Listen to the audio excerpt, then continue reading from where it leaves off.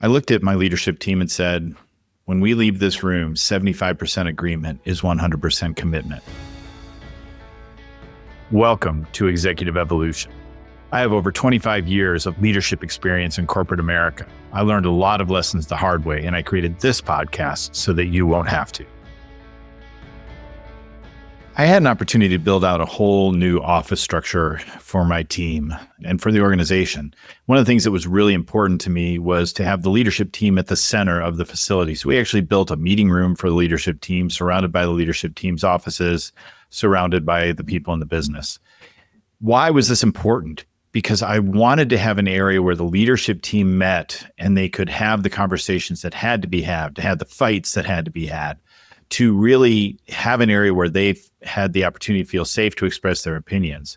But what was also really important to me was that as they left that room, one of our key rules was whether you agree with the decision or don't agree with the decision, you support the decision 100%. Because one of the things that can really undermine a team is, or a business, is when one of the leaders undermines a decision that's been made. We really need 75% agreement is 100% commitment. And that helped us stay on message, stay on keeping the teams focused. That importance of shared responsibility in leadership is one of the things that comes up today in my conversation with Tricia Naddaff, who is the president of Management Research Group. So let's jump right in and hear the story of her executive evolution. Tricia, welcome to Executive Evolution. I am so glad you could be here today. Oh, thanks, Craig. I'm really happy to be here. I'm looking forward to our conversation. It is always fun. And so let's dive right in. Are you ready to go into the quasi lightning round? I absolutely am. I just don't know how fast my lightning's actually going to be, but we'll go for it. That's the best part. All right, let's go really quick because you did tell me ahead of time. These are challenging questions to pick just one thing. So let's jump in. So with that in mind, what is the best book on leadership you have ever read? I would say that it's not a leadership book. I am a fan of understanding neuroscience. And so I would say if you're forcing me to choose one, I would say Your Brain at Work by David Rock. I think understanding the brain makes us all better leaders.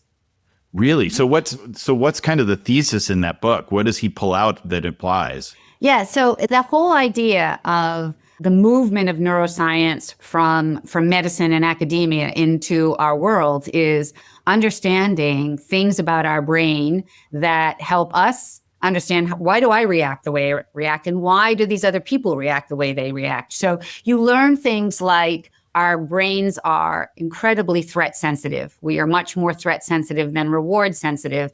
And you learn about how the different things trigger that. So that's an example of what you learn when you tap into neuroscience.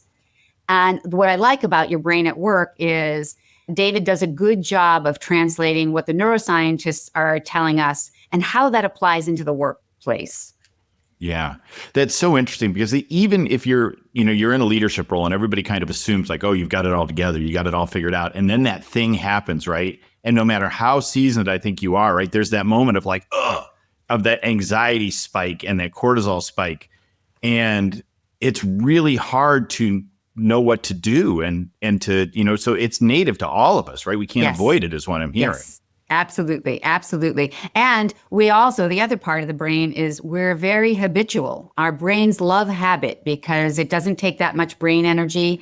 And so we tend to do the same things over and over again. And our brains are very agnostic. It doesn't care if you're doing the same thing over and over again that's constructive or not constructive. And so we get into these habitual responses. And in the situation that you just described, the first thing that happens is not, oh, this is going to be a great opportunity. I wonder what wonderful thing is going to unfold.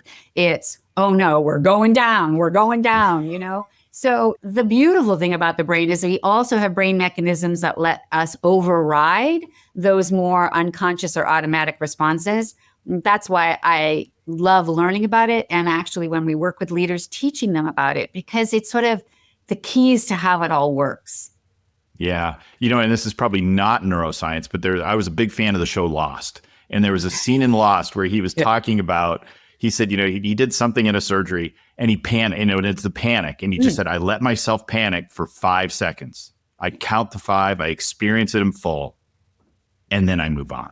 Yes. right? Yes. It's hard to deny it when it's there. Absolutely. I don't think we need to deny it. I think relative to our conversation about leadership, we've done some not helpful things in the framing of leadership. Like you're supposed to show up in a very specific way. In a way, it's almost like you're supposed to leave your humanness off in the parking lot or in the kitchen. I think what we can do to really help leaders is help them constructively be a human in their leadership role. So that's a great example, though. So feel it for 5 seconds and then come back into center and then do the work, right?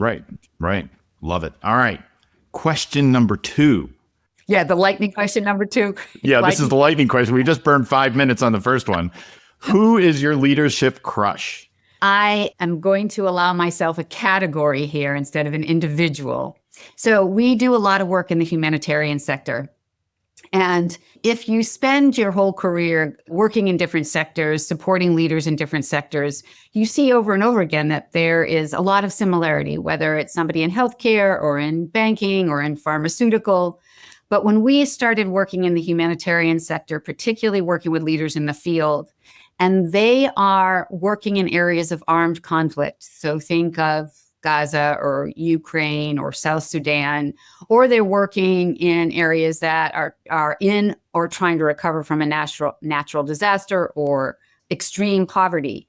And so they have these teams that they're just like any leader, right? They've got to make their team work. They have to accomplish something. They have to keep everybody going. And the circumstances are often not stable.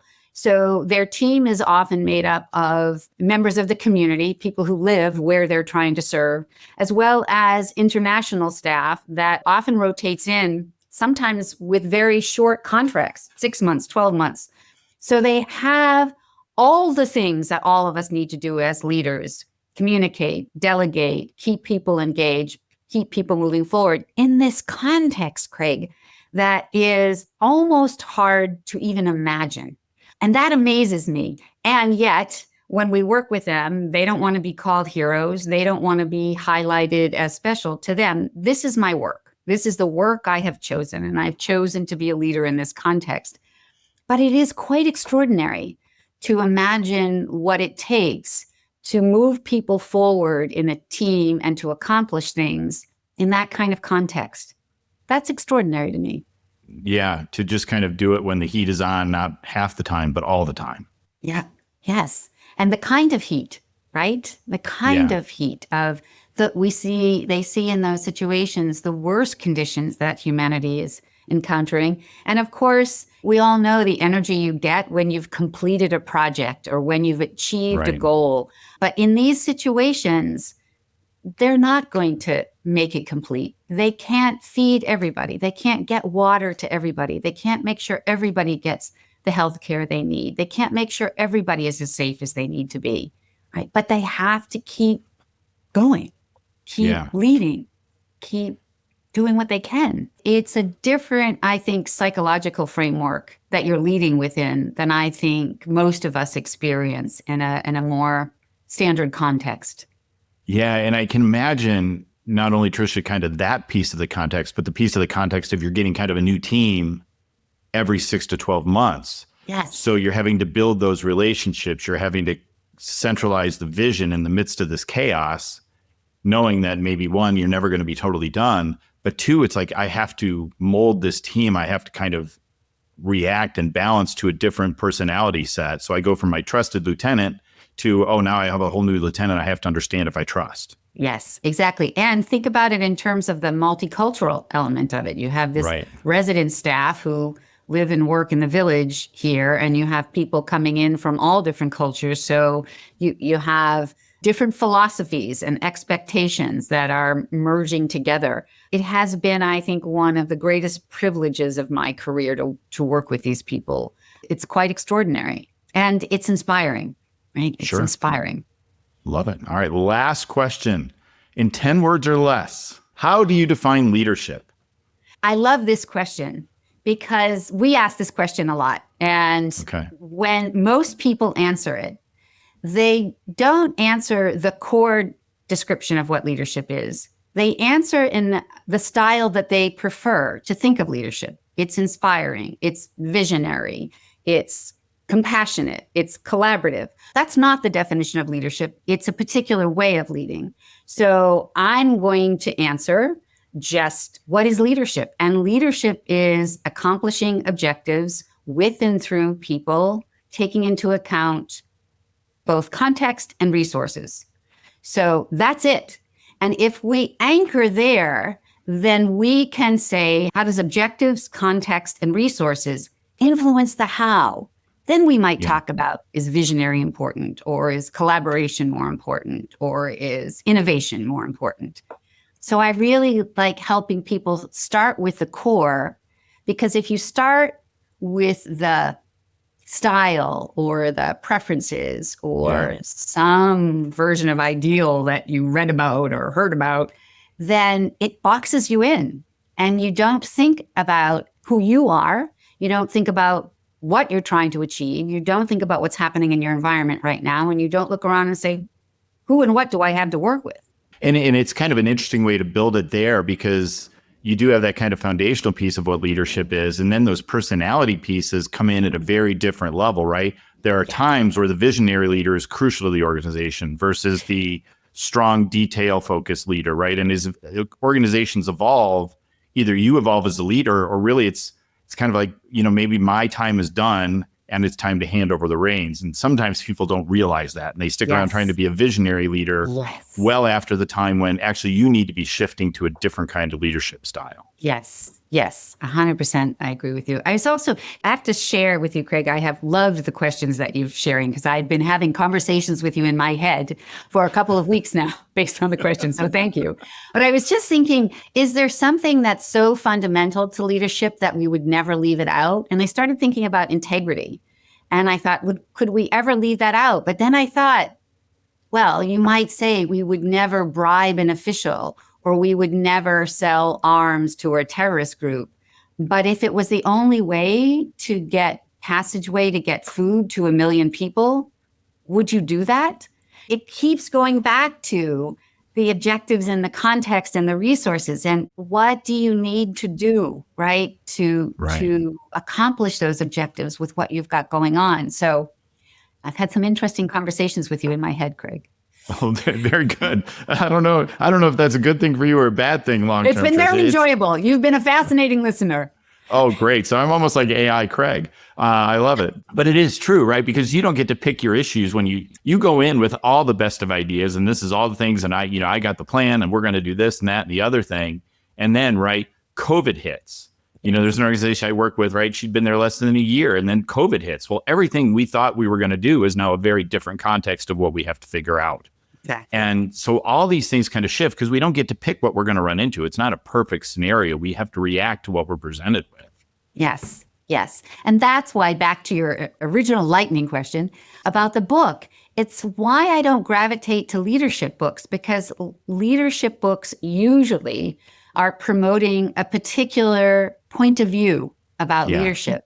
And that point of view is only going to work if everything lines up around that underlying concept or hypothesis, right? I'm a person who could lead like that. The objectives align with that. My context aligns with that. What I have available for resources aligns with that. So it is, I like the neuroscience and I like the psychology. I'm reading Josh Davis's new book on NLP, neuralistic programming. I like getting up underneath because I feel like it gives myself and the leaders that we work with tools that are foundational and work no matter what. Yeah. I mean, we are who we are, right? I mean, it's the way we work. And it's just so interesting because I think when when you just look at like high functioning leadership teams or low functioning, whatever, there's so much of that kind of brain science and how you were raised and how you react to different things and how you contextualize things differently from other people. And that so often is the thing that just blows teams up. Is because they don't take the time to realize, well, they're not really reacting to me, they're reacting to this thing. So now how do we find that communication piece to figure out, okay, as I always say, assume positive intent. Most people really aren't out to blow up your business, but Fair. It seems like they are. It seems like they are because well, how come you're not on board? So to get under the hood, as you say, to understand really like what's driving me and what's driving my reactions and what's driving their reactions is really interesting. And when you've been on leadership teams and you get to those really weird moments where suddenly everybody is kind of like emotionally raw or, the person cries, like I'll never forget, we had one where I am not a hugger, right? It was just for a variety of reasons that are personal as well as you just have to be careful. But I remember in a leadership team meeting, just one of my direct reports, and she just relayed this story and, started crying. And it was like, that was just like the best human thing to do at the moment, right? So we have to kind of meet people where we are. But when you get into those raw moments where people are really talking about why, it changes the whole way your leadership team works.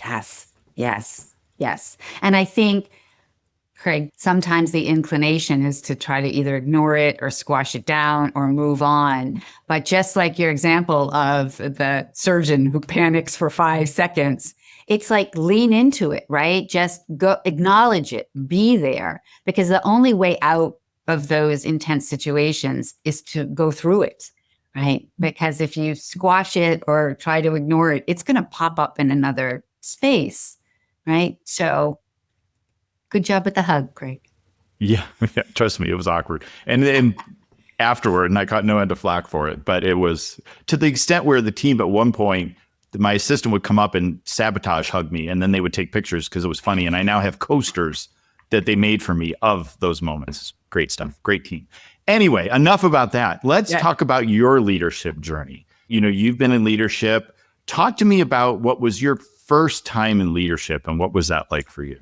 If you will indulge me, I'll share, I guess all throughout our lives, I guess there are little leadership moments, right? If you were on a captain of a sports team or you were on the president of National Honor Society of Student Council, right? There is, your training wheels, right? I guess they're leadership training wheels.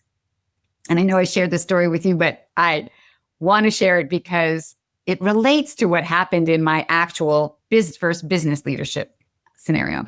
So I would say, and this sticks in my mind, even though it's so many years later, I was in the 4th grade and I was given the responsibility to be the bus stop monitor. The bus stop is at a place that no school would ever have a bus stop now. It was the intersection of 3 busy roads on a corner, and it was an elementary school. And so our elementary school was grade 1, 2, 3, and 4. And I was the bus monitor. And I had a healthy dose of fear that under my watch, a child was going to get run over in this place. And so I was militant about them lining up right on the line between a lawn and the road. And they had to keep lining up. And every time they didn't line up, and of course, these are 1st, 2nd, 3rd, and 4th graders. So I demanded they get back in line. And a neighbor watched this approach to leadership over a couple of days and finally called the principal.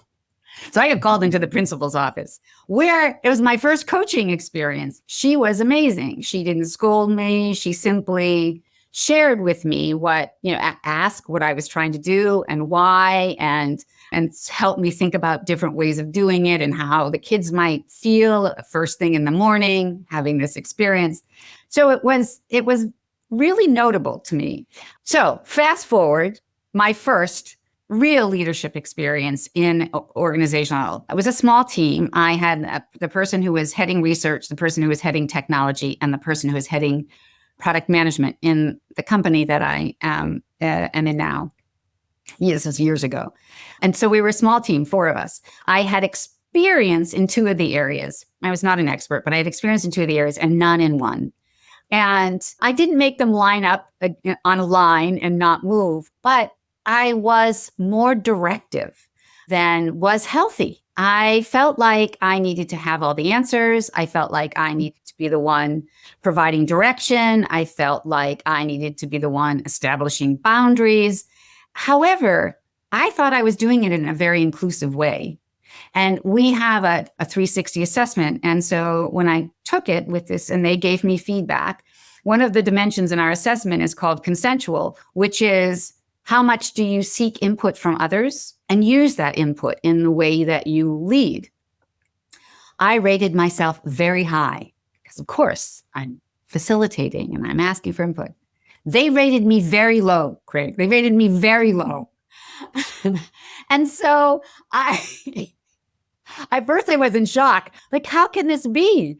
And then as we were talking about it, it was my opinions were expressed very strongly, often first, instead of letting them talk first.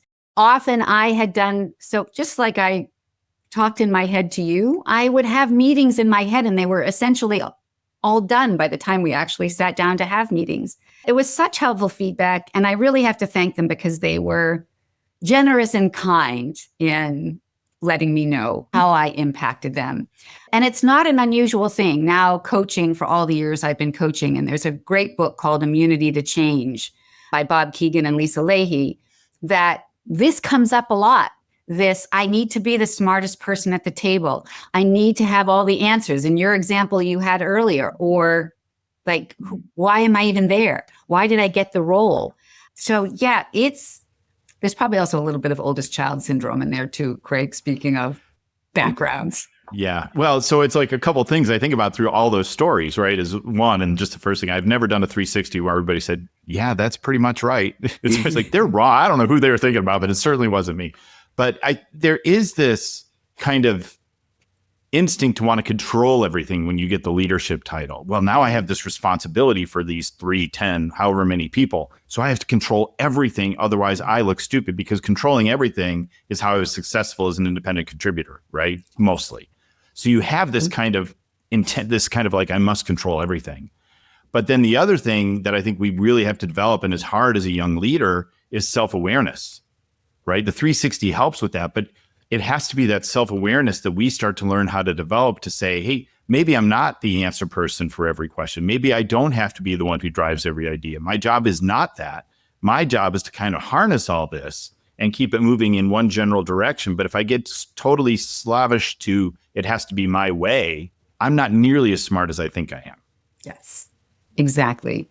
One of a quote that's attributed to Aristotle that I love. It is, self-knowledge is the beginning of all wisdom. And maybe Aristotle said it, maybe the butcher said it, who knows? But it's really that, how do we grow and learn if we don't start with yourself, if you don't have a good understanding of how am I motivated? What do I believe? What are my values? How do other people see me? And so I think you're exactly right that we really have to have, as leaders, a deep understanding of ourselves. And as you mentioned before, relative to the hugging, right? We carry with us our life story comes into leadership with us, right? And so doing the work to have a deeper level of self-awareness so that we can move forward with a level of accuracy, right? How was it that I thought, oh no, I ask input all the time. They so influence my thinking. And the very people who I'm saying that about say, yeah, no. Two things I think that are interesting in your story too, right, is the importance for young leaders to have that mentor, your fourth grade story, right? That leader who actually takes you under their wing and helps you grow, which I think is criminal how often that doesn't happen in most organizations, right? The leader's just like, oh, you're promoted, go do it. And I'm not going to engage with you. And so having that boss who is willing to say, all right, let's talk about what's going on, Tricia, and where your challenges are, right? So that's one. And then it sounds like for you, I don't want to put words in your mouth, but that 360 was kind of a crucible moment for you on your leadership journey. Huge. It was huge. And I think things are momentous when they have a real emotional component to it, right? Otherwise, there's so much noise in our lives that sort of skitters across our awareness.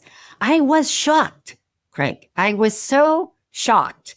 And I would also say these 3 people made it easy for me to hear their experience, right? When we give each other feedback, there is a way to do it where it lands easier, right? I didn't get scolded. I didn't say, how do you not already know how to do this? I didn't get shamed. It was just like, no, this is what it feels like for us. This is what it looks like to us, right? And of course, then you can see yourself in the description. Yeah, they do that. They do that. My siblings would probably agree with you. Yeah, but they were always wrong and needed the guidance. So what's the problem? Exactly. And I'm the oldest. Yeah, I have to know more because I'm the oldest. So this is interesting to me because you've been with MRG for the bulk of your career, and you've Correct. started kind of as entry level-ish, had your first Yes. leadership role.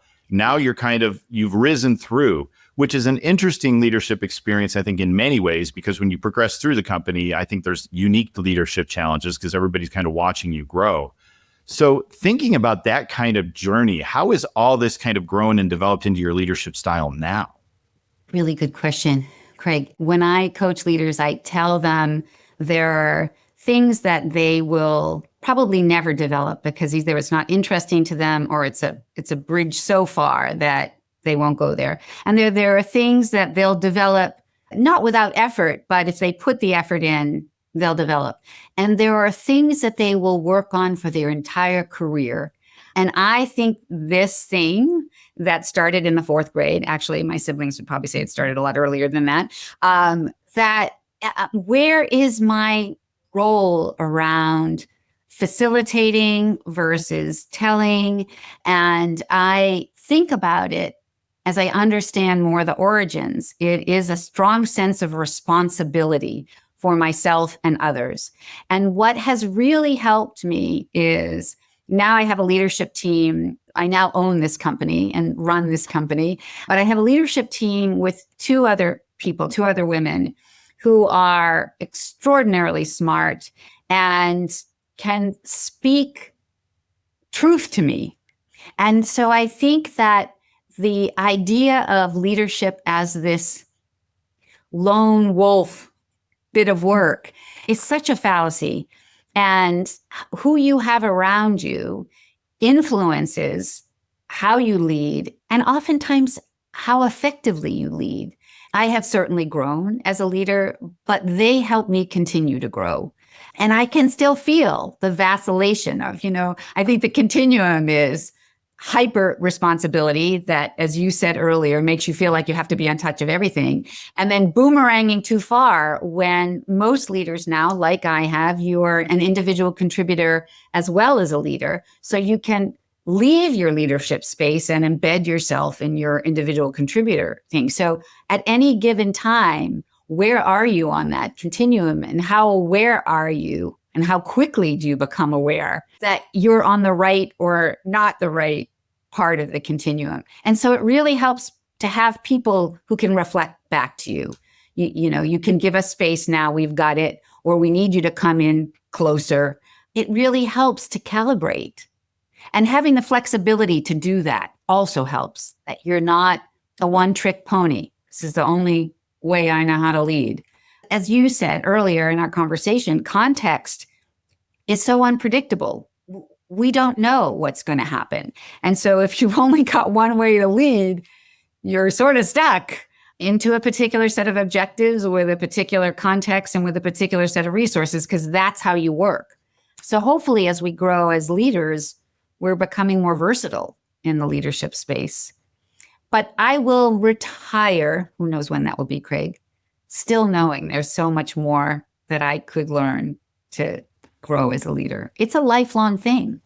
I 100% agree. When I kind of reflect back on my corporate career and building on a business, doing all these things, right? What I had to do and how I had to adapt into these things was so different that there's kind of the core of who I am, but how I had to lead and how I had to show up is always different depending on the people around me, the environment around me, what's going on in the business. And having gone from kind of like a small bank to a large bank to a not-for-profit and going through all these things, right? And then all the vast and myriad crises that blow up either, on a mega level or a small level every day. It's like you have to adapt. And I can remember seeing leaders within those frames who just were always like this kind of leader. Usually it was like the mean leader. But it was like, this tool works, right? If I just beat them all hard enough, I get what I want. Yeah. And that tends to be the worst kind, but also the people who weirdly succeed sometimes in corporate. But it's just so interesting because you have to adjust to it all the time. You can't show up the same way every day, but there's got to be a core, but the way you do it's got to change. Yes. And you're exactly right? That's the walking on the tightrope of consistent enough that people can trust you. Right? I know who this leader is, but agile enough with the appropriate skill set to be able to do the dance Do the dance of leadership. Sometimes the hug is the right thing. It just doesn't feel like it. Sometimes the hug is the right thing. Yeah, but not very often. At any rate, no, that's awesome. All right, so let's do, I always like to close. You can go back in time, however you prefer to time travel. There's lots of ways. Yeah. Go back to you in that early leadership role. What is the one piece of advice? Because I keep pigeonholing you into one thing. I know. I feel like my daughters called you, Craig, and said, you really want to stir her? This is I'm not going to say they didn't call me.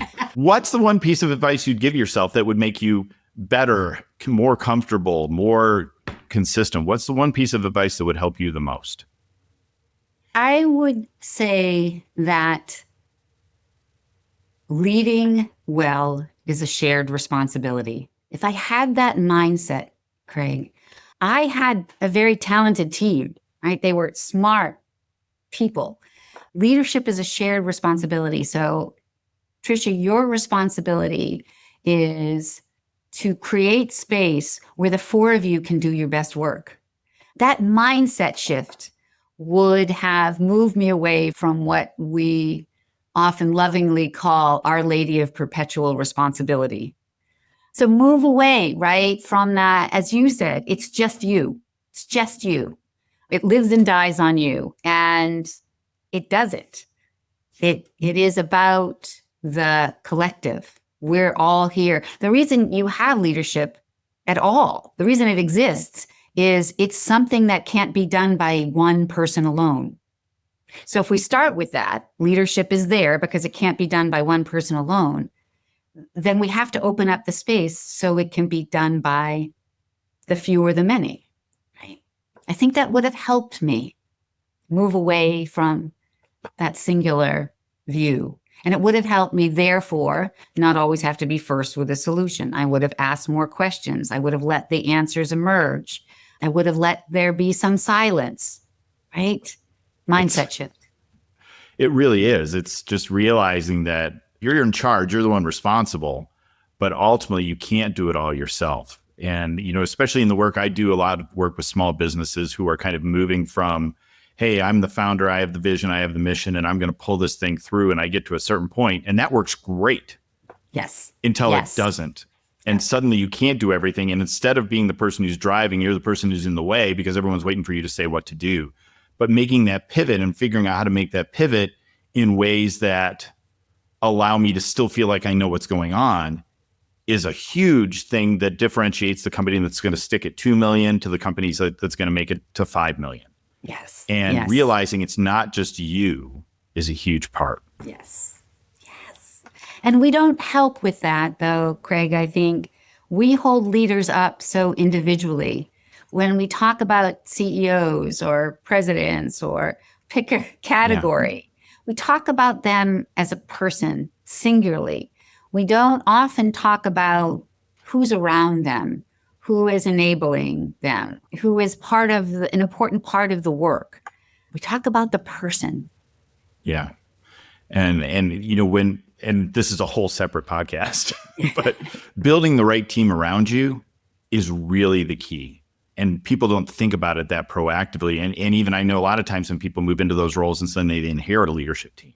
Kind of what you were talking about early on with the challenges of the people, the clients that you're working with, right? Where that leadership team perpetually changes is really a challenge. Exactly. Tricia, I love this conversation. If people want to find you, learn more about you, what are the best ways for them to do that? Yeah, so our website has all kinds of good stuff in terms of ability to access us. It's www.mrg.com. We were lucky to get a 3-letter website way back when. I'm also on LinkedIn, as is everybody. So you can find us there as well. And we will drop links to all those. So Tricia, thank you so much for coming on and sharing the story of your executive evolution. I appreciate it. Thanks for the invitation, Craig. You're fun to talk to. Thank you. Tricia, I so much appreciated that interview and all the insights that she provided us in so many key areas about how leadership is contextual and self-awareness is so important for leaders. And that's, where you can get a 360 for yourself. That is a great opportunity for any leader. But I like to break down these interviews into the 3 key takeaway areas of confidence, competence, and calm.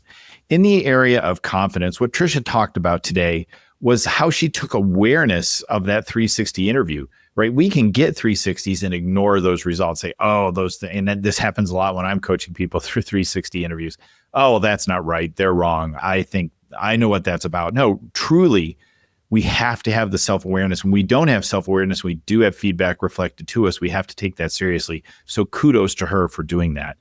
In the area of competence, what I love is that Tricia really is somebody who is always learning. She talked about her early embrace of neuroscience and how she takes those lessons and builds that into her leadership training and her coaching practices.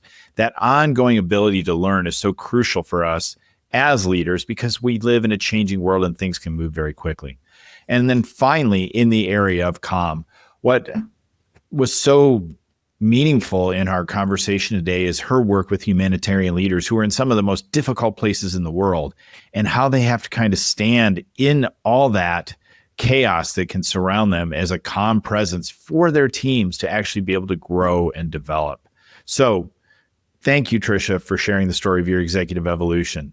As always, you can go from being an accidental leader to the greatest leader of all time. All it takes is developing your confidence, competence, and calm. See you next time.